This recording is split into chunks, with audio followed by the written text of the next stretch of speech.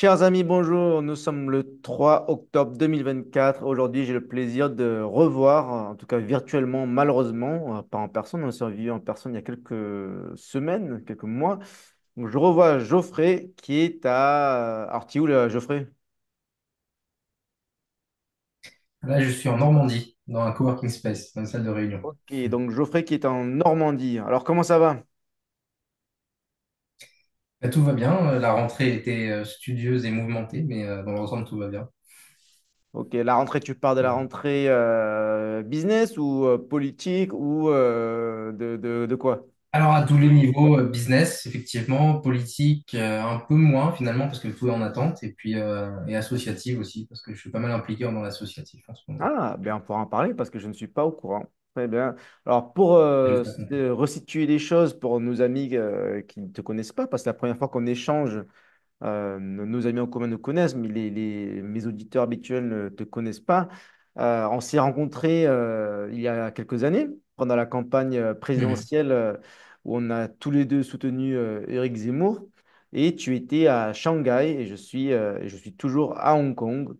Et j'ai un petit brin de nostalgie parce que je regardais par hasard le compte Reconquête Asie là maintenant et je vois que le dernier post est de 2022, là, juin 2022, donc mai-juin 2022. Il s'est rien passé depuis, il n'y a pas trop eu d'activité apparemment, en tout cas pas sur Twitter, pas sur X. Mhm. Mais en fait, ça me rappelle, je t'ai vu pour la première fois dans une vidéo, je me rappelle, de Reconquête Asie qui était très bien faite d'ailleurs. Et ça m'avait marqué. Voilà. Et donc, je te vois pour la première fois en vidéo à ce moment-là. On ne se connaissait pas encore. On a fait connaissance par la suite. Et il s'est passé plein de choses jusqu'à aujourd'hui, le 3 octobre 2024. On va parler de tout ça. Alors, brièvement, on s'est rencontrés à Shanghai, on s'est rencontrés à Paris. Tu as continué à soutenir Reconquête. On s'est vu aux universités d'été. Entre-temps, il s'est passé plein de choses à Reconquête. Et pour faire court, tu es resté, ou en tout cas, peut-être tu as rejoint Marion Maréchal. Et tu es toujours avec elle. Donc, je vois encore dans ton compte X, il y a quelques heures, tu relayes Marion Maréchal, Laurence Trochu. Donc, voilà, donc aujourd'hui, je veux prendre des nouvelles, je veux savoir où tu en es et pourquoi. Voilà. Donc, par quoi on commence? Bon, bah, je peux Qu'est-ce raconter, que tu nous racontes? je peux raconter rapidement d'où venait l'idée de Reconquête. Alors, comme beaucoup d'entre nous dans notre tranche d'âge, mes connaissances, mes humbles connaissances politiques venaient de On n'est pas couché et puis Face à l'info avec Éric Zemmour. Et toujours incroyable débatteur pour moi, qui m'inspire toujours autant de respect d'ailleurs. C'était vraiment, j'attendais à chaque vidéo YouTube de voir Zemmour parler et puis écrabouiller un gauchiste. C'était vraiment Ah, moi aussi. euh, quelque chose d'inspirant. Et donc, quand il est apparu en 2022 comme un candidat potentiel, évidemment, j'ai essayé de rejoindre depuis l'autre bout du monde à Shanghai parce que je travaillais là-bas. J'ai essayé de contacter le fameux compte Les Amis d'Éric Zemmour. Et bon, bah, finalement, j'ai été mis en contact avec des tout premiers militants expatriés en Asie. Et j'ai parlé avec quelques militants à Shanghai et effectivement, on a pris une vidéo expliquant qu'on voterait Zemmour en Le tout 2022. premier militant, c'est Victor?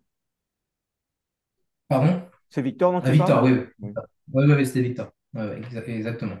Ensuite, bon, bah alors, j'ai continué il se trouve il y avait à l'époque un compte Éric Zemmour Chine sur lequel tout était traduit en chinois. Tous ces discours ou les parties importantes des discours étaient traduits.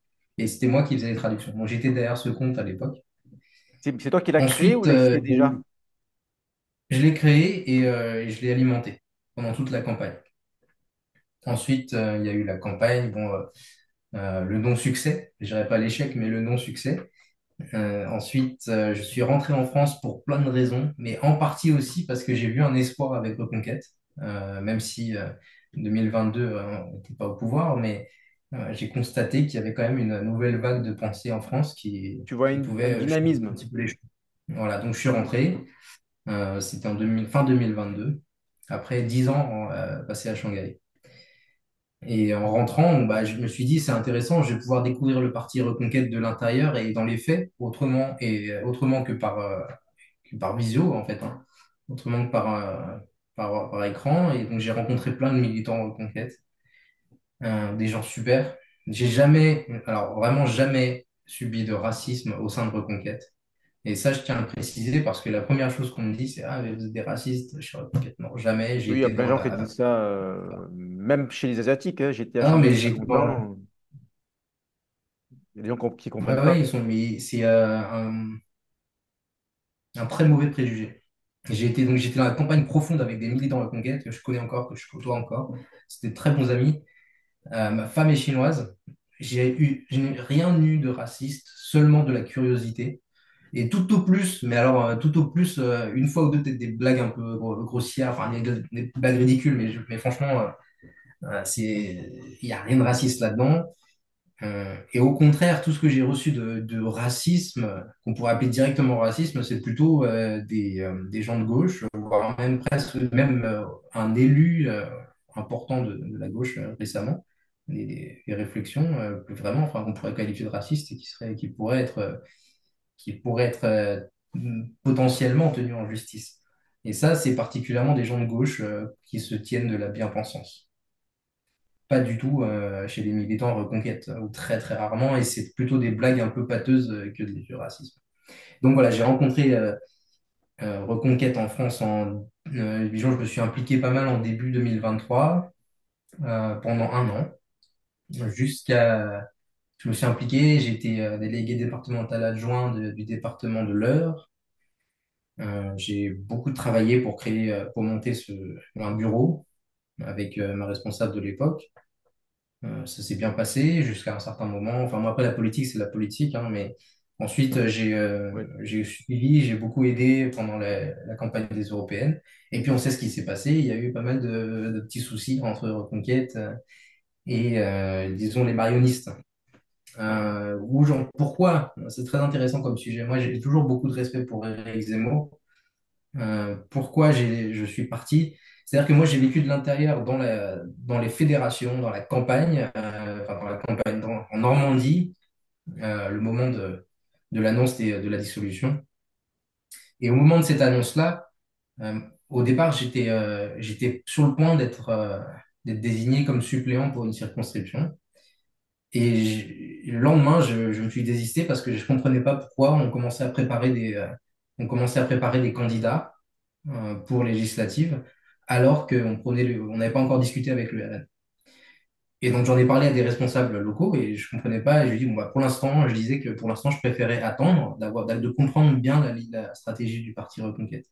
Et 2 jours après, 1 ou 2 jours après, c'était un mardi, je crois, il y a eu la prise de parole de Zemmour sur BFM, qui était assez, disons, costaud, hein, vindicative vis-à-vis de Marion et Nicolas Bay, que je connais aussi, tous ces gens qui sont des gens bien à mes yeux. Et à ce moment, pendant cette interview, il a décidé de renvoyer ses vice-présidents. Alors ça m'a un peu, bon, ça a confirmé certaines idées que je pense que j'avais, ça m'a surpris d'un côté managérial surtout. Et puis après, donc j'ai pas quitté Reconquête dans l'instant, mais ce qui a vraiment confirmé mon idée de quitter, c'est que ils ont fait face à un parti qui a fait face à une crise et qui a perdu 4 vice-présidents, disons, qui a renvoyé 4 vice-présidents, pour quel que soit celui qui a eu raison dans l'affaire, je pense que bon, pour connaître personnellement les équipes de Marion, honnêtement, je pense que c'est des gens bien. Je pense que s'il y a eu des torts des deux côtés, ce qui n'est pas impossible, parce que dans tout conflit, il n'y a pas de noir ou blanc, hein, c'est toujours du gris. ouais. En tout cas, la gestion de crise de Reconquête a été ridicule. Et je me suis senti ridiculisé par le déballage en public, euh, avec des livres, enfin, soi-disant livres du Ouvry disant à quel point Marion était une traîtresse, une grande méchante. Et ça, pour moi, c'était pas possible parce qu'en termes managériels, on peut pas se permettre de faire ça. Et Éric Zemmour est le leader du parti. Il avait d'autres solutions pour se sortir de cette mauvaise passe de façon plus intelligente. Et étant donné qu'en tant que militant, j'ai jamais été salarié du parti, hein. Moi, j'étais un militant bénévole, j'ai donné beaucoup de mon temps et donc de mon argent, de mon énergie. Finalement, je veux bien faire ça, mais il faut que ce soit pour une cause qui a une valeur et pour des dirigeants que je respecte. Malheureusement, leurs compétences managériales laissent largement à désirer. C'est ce que j'ai constaté avec leur gestion de crise. Et donc, je peux plus. C'était impossible pour moi de continuer à dépenser, enfin, à dépenser mon énergie et mon temps dans cette configuration-là. Voilà D'accord. pourquoi Bon, je là, suis parti. Alors après, moi, pour être encore plus utile au Parti Reconquête, pendant cette année-là, j'ai été me former à l'ICEP en formation continue pour comprendre bien la politique, étudier les processus de campagne, les méthodes, la communication et tout ce genre de choses. Et donc, j'ai rencontré les gens de l'ICEP. Et donc, j'ai rencontré des proches, des amis de Marion, des professeurs de l'ICEP que Marion a fondé. Et donc, je me suis senti assez proche naturellement de ces gens-là aussi. Et c'est pour ça que ça m'a semblé naturel, la logique m'a semblé naturelle de suivre Marion, et puis là, tu parles du non seulement fonctionnement, par les techniques. de la façon de travailler, parce que tu as été à l'ICEP, tu voyais comment Oui, les méthodes, etc. oui, et puis Là, même, tu compares avec les méthodes managériales de Reconquête. Donc, c'est pas qu'une question d'idée, c'est la façon dont tout cela fonctionne. c'est plus un fonctionnement. Et après, le fonctionnement et les questions managériales impliquent que les gens qui suivent Reconquête sont un type de personnes spécifiques que je respecte encore, hein. J'ai encore beaucoup d'amis parmi eux. C'est des gens que j'adore. Mais dans leur façon de penser, ils sont devenus, enfin moi, à mes yeux, il reste plus qu'un fan club chez Reconquête. Voilà, c'est des gens qui adorent Éric Tu es Zemmour en et train maintenant qui de, se tu sont fais partie de orientés ceux vers qui disent que c'est une. un peu une secte, c'est une caricature. Non, j'irai pas jusque-là. J'irai pas jusque-là. Mais il y a vraiment une idée de fan J'aime peu club. ça. Ouais, il y a une fan club et maintenant il y a une espèce de force qui pousse beaucoup pour créer un nouveau fan club pour Sarah Knafo. Je sais pas où ça va mener, mais je pense qu'on peut pas se limiter à ça si on a des idées d'accéder au pouvoir. D'accord. Et qu'est-ce que tu réponds à ceux qui disent que Marion, c'est une traîtresse? Moi, je pense, alors, d'abord, c'est pas elle qui est partie. En plus de ça, elle est accusée de, comme je disais, je l'ai vécu d'intérieur, ce moment spécifique où il a été demandé aux fédérations de reconquête de proposer des listes de candidats pour chaque circonscription. Et moi, j'ai vécu ce moment de doute sans savoir à l'époque. J'avais aucune idée, hein, j'étais qu'un militant lambda d'une certaine façon. J'avais aucune idée de ce qui se passait. Je savais pas que Marion discutait avec le RN ou quoi que ce soit. Au moment où la dissolution a été posée, il a été demandé de fournir une liste complète dans les 2 jours qui suivaient, je crois, 2 ou 3 jours, de candidats à chaque circonscription. Et donc, ça confirmait le discours de Marion qui disait ils veulent présenter des candidats contre le RN dans toutes les circonscriptions. Et ça m'a fait déjà douter à ce moment-là. Voilà. Donc, euh, je pense pas qu'elle ait voulu le trahir. C'est vraiment ce qui explique pour moi enfin, son argumentaire a du sens. Alors après, dans le détail, qui a raison, qui a tort, c'est difficile pour moi de me placer parce que je connais pas tout. Je pense qu'il y a beaucoup de jeux d'ego et voilà. D'accord, ouais, mais après, bon, Geoffrey, après, moi, je le vois de manière indépendante. Je suis plus chez Reconquête, ni chez Reconquête, ni chez Marion. Et en fait, la position qui est de chercher des candidats, je trouve ça assez logique, dans le sens où, en fait, tu cherches des candidats qui sont, dans le sens où ils sont disponibles. Et après, à voir si on finalise la candidature ou pas en fonction des négociations. Donc, ça, à la rigueur, on peut comprendre. C'est-à-dire, tu prépares des candidats Oui, et après, tu vois à la fin si on y va ou pas. Ça ne veut pas dire que tu vas forcément présenter des candidats contre le RN. Donc, voilà, je ne dis pas ça pour défendre Reconquête, hein, j'ai pas envie de les défendre. Mais bon, pour moi, je trouve que c'était mal géré des deux côtés. Enfin, oui, ou alors alors, il y a sur du ce bon et point-là du mauvais précis, oui. côté. Après, il se trouve que je suis assez d'accord, mais effectivement, j'ai quand même vu, moi, de l'intérieur, qu'il y avait des candidats qui étaient en recherche. Alors, ça peut se justifier de cette façon, tout à fait. Mais après, il y a tout un historique qui est lié pas seulement aux candidats. Et je pense que l'historique, bon, c'est pas c'est trop de polémique pour pour une conversation intéressante, mais il y a pas mal de choses intéressantes. Et encore une fois, euh, moi, je connais les gens qui sont proches de Marion, certains personnellement. C'est pas des gens, c'est pas des traîtres. Enfin, ça marche pas comme ça. La Ouais, politique, c'est plus compliqué que ça. c'est pas vraiment, Ce genre d'argumentaire, justement, moi, ce qui me fait quitter et ce qui me fait partir parce qu'il y a rien officiel chez Marion aujourd'hui. Alors, On il n'a paraît aucune qu'elle va information. rejoindre le mouvement conservateur. Je l'ai vu ce matin, là. J'en sais rien. J'ai vu cette rumeur-là. Je sais pas. Je sais pas. Ça me semble. Je sais pas ce qui est entendu par mouvement. Enfin, ce qu'ils entendent par mouvement conservateur. Est-ce que c'est uniquement un mouvement catho? Et dans ce cas-là, ça me semblerait pas du tout l'idée qu'ils ont à la base, qui serait plutôt d'étendre. Mais ça correspond un petit peu D'étendre. au profil de Marion. Elle fait un petit peu, ben voilà, Oui, ça pourrait correspondre à un électorat. Alors, est-ce que c'est, je sais pas, je peux pas dire, j'ai pas d'informations là-dessus. Ça correspondra à une partie de son électorat, mais je suis pas sûr que ça corresponde à l'objectif qu'elle souhaiterait toi, atteindre, toi, ça qui te est. plairait, l'idée te plairait d'être responsable du mouvement conservateur dans ta circo? Bah, ça dépend ce qu'on met dans le conservateur. Pour l'instant, je peux pas dire parce que j'ai pas d'informations. Voilà, je sais pas. Ça dépend ce qu'on mettrait dans le conservateur. Oui, Si bon, c'est après, à mon conservateur. avis, c'est des idées qui se rejoignent. C'est comme, c'est ce que faisait, c'était un parti allié à Zemmour. Autrefois, il était allié à l'UMP, les LR. En fait, c'est le Mhm. parti, c'est un petit peu comme VIA. Enfin, moi, je vois pas trop la différence entre VIA et le mouvement conservateur. C'est des personnes différentes, c'est tout. Mhm. Après, il y a sûrement une dimension un petit peu religieuse. Voilà, quoi. Ok, ok. Mais bon, en Oui, tout alors, cas, pour moi, la dimension religieuse n'a rien à voir dans la politique. ouais, Ça a moi quelque aussi. chose à voir dans la civilisation, mais pas dans la politique. Donc, c'est pour ça que je dois voir si c'est le cas, et j'en suis pas sûr du tout, ce qui est compris dans ce mouvement conservateur. Si c'est un conservatisme civilisationnel et économique, je prends. S'il y a une implication religieuse dedans, je pense pas que ce Après, soit c'est adaptable et je peut-être pas pense la pas que ça a religion, un mais impact. les questions comme l'euthanasie, des choses comme ça, ils sont à fond dedans, quoi. Voilà. Oui, bon, ça, si, sur des sujets spécifiques philosophiques, qu'on peut aussi considérer que de réflexion philosophique, c'est pas, ça se discute, mais il faudrait que, voilà, pour l'instant, il n'y a rien de fait, donc je peux pas dire si j'ai envie de prendre la responsabilité ou pas, et on m'a rien proposé, donc je sais pas. D'accord. Alors maintenant, bon, là, on a fait un point. Concrètement, tu fais quoi maintenant?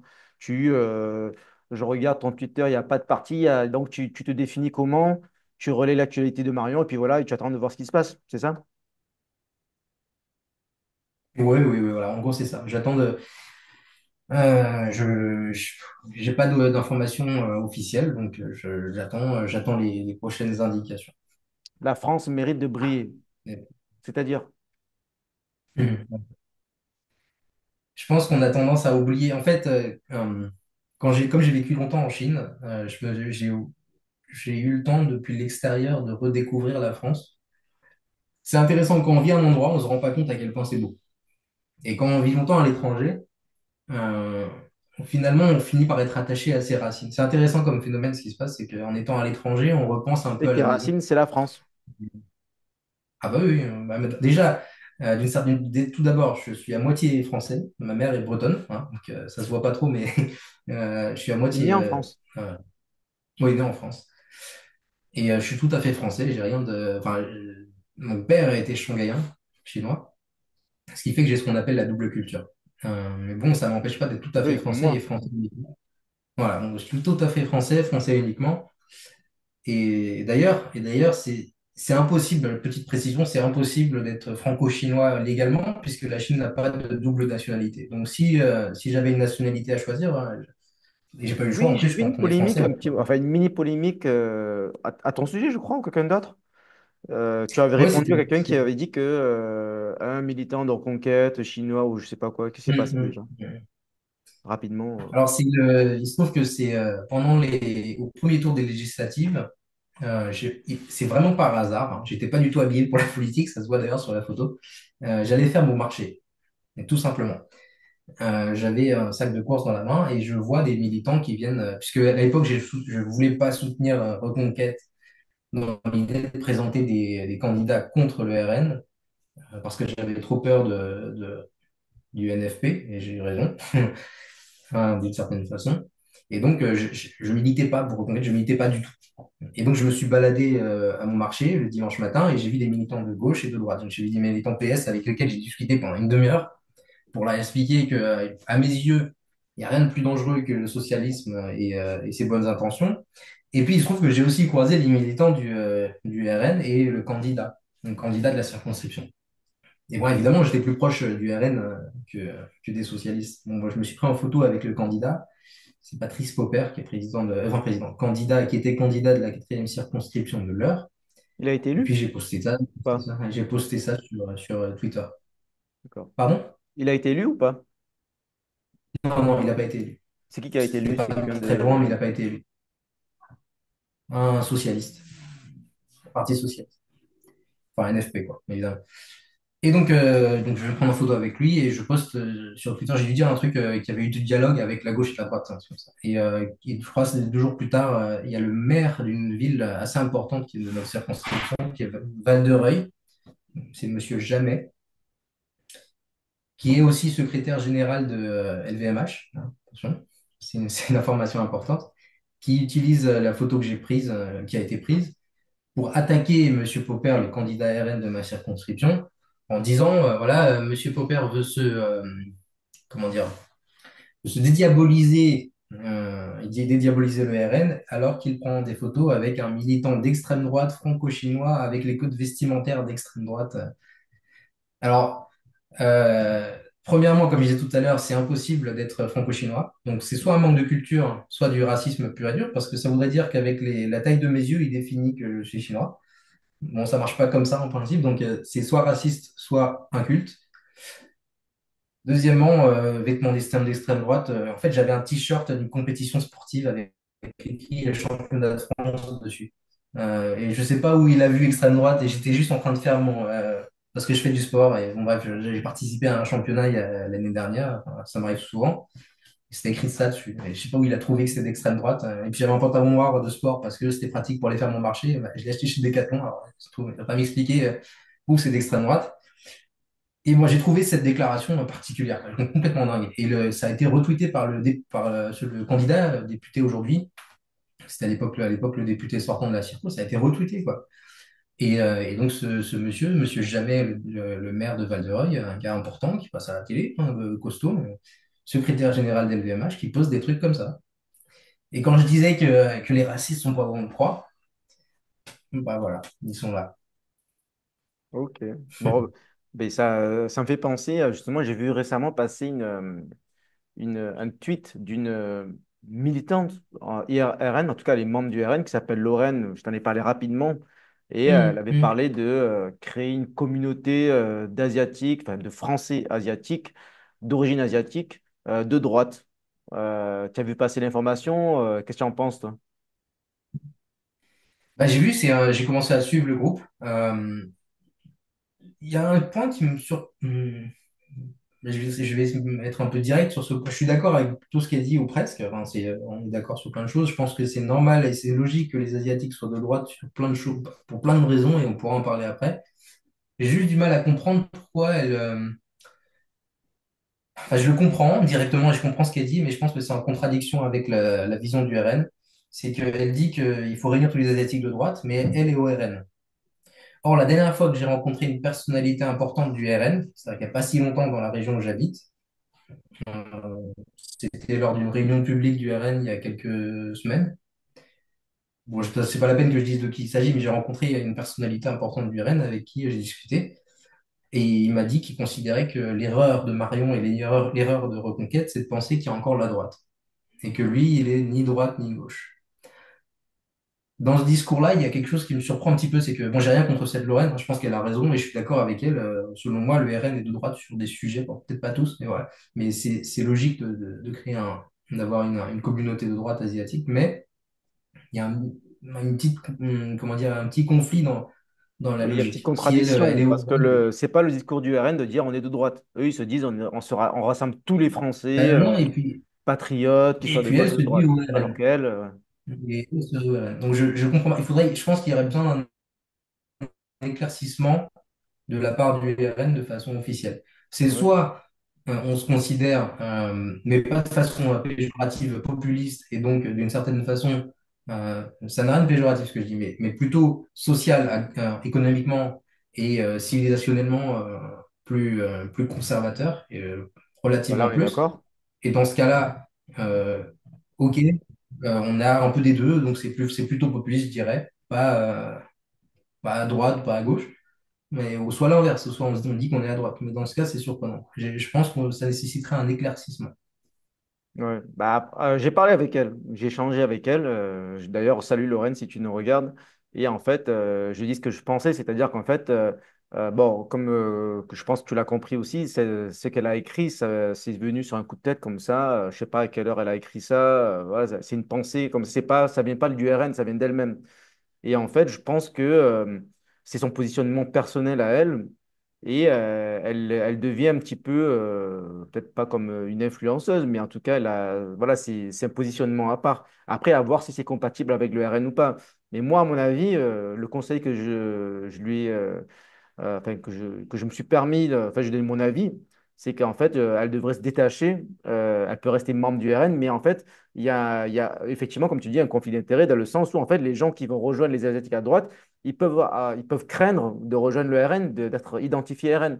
Alors que dans ce genre d'initiative, ça doit être transpartisan. Ça doit être des gens du RN, de Reconquête, même de Ciotti, peut-être même des LR, enfin, peu importe d'où ils viennent. Mais ce sont des gens qui s'identifient de droite Mhm. et donc, en fait, il faudrait avoir aucune étiquette. Voilà, donc je pense qu'on a la même vision sur ce sujet. Et donc, voilà, on verra ce qu'elle fait On dans est d'accord. Ouais. les prochains jours, les prochaines semaines. Ou alors, est-ce que au Mais contraire, l'initiative c'est est le très RN bonne. qui va changer de position et s'afficher plus à droite? Voilà, mais bon, je pense pas que ça va Mais je pense dans ce pas. sens. Voilà, Je quoi. pense Non, mais pas parce effectivement, ouais, ils comptent sur leur. il y a, je pense qu'il y a un manque d'affirmation, de conviction de droite, même des gens de droite que je connais, mais ils ont peur de dire qu'ils sont de droite, ils ont envie toujours de rassembler, il faut qu'on rassemble le plus de patriotes possible. Et je peux comprendre cela. Et d'ailleurs, j'ai moi-même des amis qui se disent pas forcément de droite et qui m'ont soutenu, qui ont voté pour moi, etc., quoi. Mais voilà, moi, je suis de droite, j'ai des valeurs de droite, je suis sociétalement de droite, des valeurs de droite et économiquement de droite. Et je peux travailler avec le RN, je peux soutenir le RN, je peux voter pour le RN, mais je ne suis pas en phase avec toutes les idées du RN. Donc, et je pense que la On est plupart des d'accord. Asiatiques sont de la même, je ne sais pas si on peut dire tendance dans les valeurs, parce que, voilà, qu'est-ce que tu en penses, toi? Moi, je pense que les valeurs asiatiques, c'est les valeurs de travail, de famille, de goût de l'effort. Voilà, quand on est asiatique, on est plutôt business friendly, etc. Et les Asiatiques de France, moi, je ne comprends pas les Asiatiques de France qui sont de gauche. C'est bizarre. Et qui votent avec les islamo-gauchistes. Voilà, toi, qu'est-ce que tu en penses? Ce sera peut-être un peu le mot de la fin, parce que sinon, on me dit toujours que je suis trop long. Et je raconte ma vie. Mhm. Oui, alors j'essaie d'aller vite du coup. C'est des Asiatiques ce qu'ils pensent. Il y a plusieurs prismes de réflexion. Le premier prisme de réflexion, c'est les Asiatiques qui sont attachés ou qui connaissent leur histoire seront naturellement plutôt orientés à droite ou auront naturellement plutôt peur de la gauche. Quand tu parles de Dans le cadre l'histoire, de... c'est l'histoire des peuples, l'histoire du communisme en Asie, tout ça? Voilà, Ou autre voilà, chose? voilà. Mm. Ouais, logique. Ouais, c'est ça. Bah, je pense par exemple à cette chère Lorraine qui est coréenne. Le communisme, bah, c'est des soucis très importants. J'ai vécu 6 mois en Corée, j'ai étudié là-bas pour comprendre un peu tous ces systèmes. Le communisme en Asie, ça a créé beaucoup de dégâts et ça crée encore beaucoup de dégâts. Ma famille s'est échappée du régime communiste dans les années 80. C'est pour ça que je suis là, hein, c'est parce que mon père est parti de Chine à l'époque, parce que c'était une famille capitaliste qui a eu des soucis avec la Moi aussi, révolution hein. culturelle. L'immigration vietnamienne, c'est pareil après la guerre du Vietnam. Voilà, tous pareil. Donc en Asie, les gens savent où mènent les bonnes intentions du socialisme. Ils l'ont vécu. Et ce qu'on voit aujourd'hui dans les pays occidentaux, beaucoup de choses, beaucoup de changements de volonté de cancel culture, d'effacement de la culture, euh, de réécriture de l'histoire. Par exemple, c'est très intéressant quand, pendant la révolution culturelle, ou juste avant d'ailleurs, la révolution culturelle dans les années 60 en Chine, on a encore d'ailleurs sur Internet des photos d'étudiants qui faisaient tomber des statues de Confucius. On peut les mettre en calque avec les statues de la Sainte Marie sur l'île de Ré. C'est exactement la même chose qui se passe, ou du moins pas exactement la même chose, mais c'est les mêmes cadres qui se mettent en place, et les Ouais, mêmes il y a logiques la qui se mettent révolution en place, culturelle chinoise, la révolution culturelle française. Les deux d'une ensemble. certaine façon, alors occidentale aujourd'hui. Et tout ça, Mm. c'est toujours justifié, et ça peut toujours aller le plus loin possible parce que c'est toujours sur les bonnes intentions. Et c'est le vrai danger de la gauche, et si on ne veut pas le voir, on risque, je ne dis pas qu'on risque la même chose que ce qu'a vécu la Chine, mais on prend des risques. La gauche, le socialisme grandit et attaque naturellement les peuples. C'est ce que je pense personnellement. Et les Vietnamiens, les Coréens, tout le monde a connu ça finalement. Donc c'est logique que les gens qui connaissent l'histoire ou qui ont vécu de par leur famille l'histoire. Moi, ma grand-mère me parle elle est encore en vie, elle a 87 ans, elle me parle de la révolution culturelle en Chine et comment ça a démarré. et à quel point ça ressemble à ce qu'on vit de temps en temps en France aujourd'hui. À un tout début, hein, mais ça ressemble. Donc, du côté historique, civilisationnel, ça me semble logique. Après, il y a les valeurs des Asiatiques qui sont encore orientées plutôt familiales. Ils sont là, ils sont pour l'effort, l'éducation, l'entrepreneuriat. En Asie, tout le monde bosse. Les gens, ils bossent, ils n'ont pas peur de travailler. Alors, on va dire, J'ai oui, vous assisté. travaillez trop, du coup. Bah oui, c'est vrai, ils travaillent beaucoup, peut-être qu'ils travaillent trop. Il y a un juste milieu, il y a un curseur à placer entre les bosseurs H24 comme moi, par contre, par exemple, qui dorment pas trop, et puis les gens qui ne travaillent plus du tout, et le système complètement assisté qu'on a en France avec des gens qui n'ont pas besoin de travailler parfois dans toute leur vie, aux dépens des gens qui bossent, quoi. Et c'est normal, ça me semble logique que la plupart des Asiatiques soient plutôt dans les valeurs de travail. Maintenant, il y a les Asiatiques aujourd'hui qui votent à gauche, mais ça, c'est les gens qui sont complètement détachés de leurs valeurs traditionnelles. C'est une immigration très souvent chinoise qui est arrivée, c'est la descendance d'une immigration qui est arrivée dans les années 90-2000 en France, qui vient d'une ville spécifique de Chine, hein, qui s'appelle Wenzhou. Wenjo, ouais. Souvent, les descendants sont, les parents sont pas particuliers, ils sont c'est des gens bien, des bosseurs, pas de problème, hein, voilà. Et puis ils posent pas de problème, à part qu'ils ont une communauté, ils sont très communautaires. Euh, ils achètent beaucoup de tabac en France, et tout ça. Mais les enfants, disons qu'ils n'ont pas une éducation très proche de leur tradition, puisque leurs parents qui sont arrivés là sont plutôt venus pour une éducation, dans le cadre d'une immigration économique. Encore une fois, ça n'a rien de péjoratif, mais ce ne sont pas des gens qui sont hyper cultivés ou qui sont vraiment attachés aux racines et à l'histoire. Ils arrivent un peu avec leur bagage et ils viennent faire du business, quoi.